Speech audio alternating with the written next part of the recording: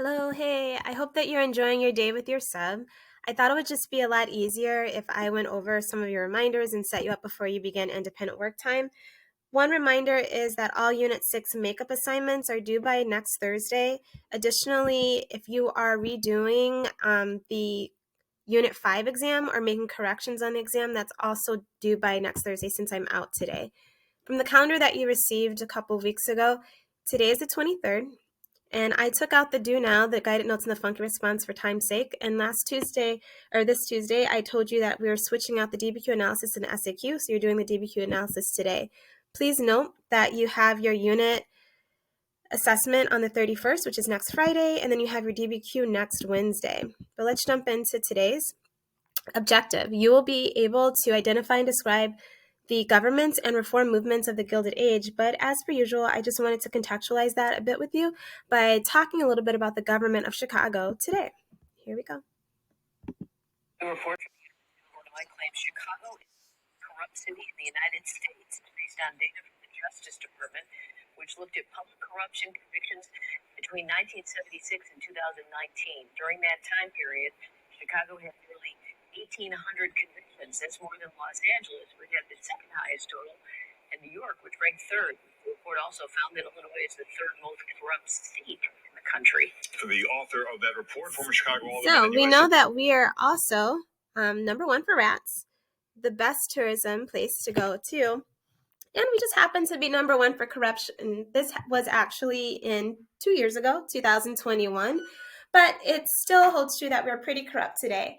Now, you might be thinking this is just a Chicago problem, but it's throughout much of our politics today. Former President Trump is being investigated for bribery and may be indicted soon. We had an Ohio official that was also arrested a couple of years ago. And then our very own Rod Blagojevich, former governor of Illinois, was also arrested for trying to sell some political spots. So your thought might be, wow, today, politics, there's so much disruption, disgrace. But this is actually kind of deeply rooted in our history, especially during the Gilded Age. There's so much corruption, scandals, and lies going on during the Gilded Age, too. And much of that corruption and many of those lies are centered around voter fraud. So trying to make sure that they get the right people in power. And it's also around these new industries that are developing. So you can see here in the political cartoon, these big barons of industry that are growing really wealthy, shown by their big bellies and the dollar signs on them, overseeing Congress here, trying to make sure that they make laws that are in their best interest.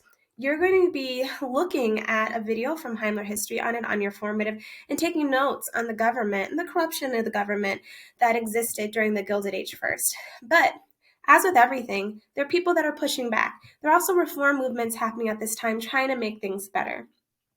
Just as we saw in Unit 5, prior to the Civil War, there's lots of reform movements happening there. We have the abolitionist movement, we have the women's suffrage movement.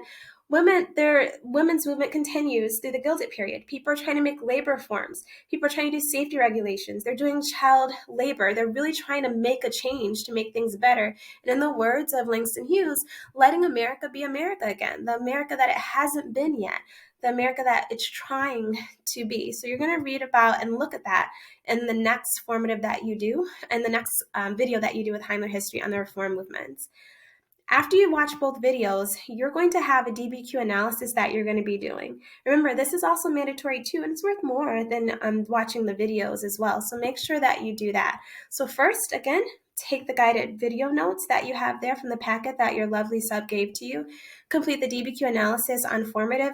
And if you have time and or this weekend, please make sure that you play the review games on Quizlet or reread your notes so that you're prepared for the exam next Friday.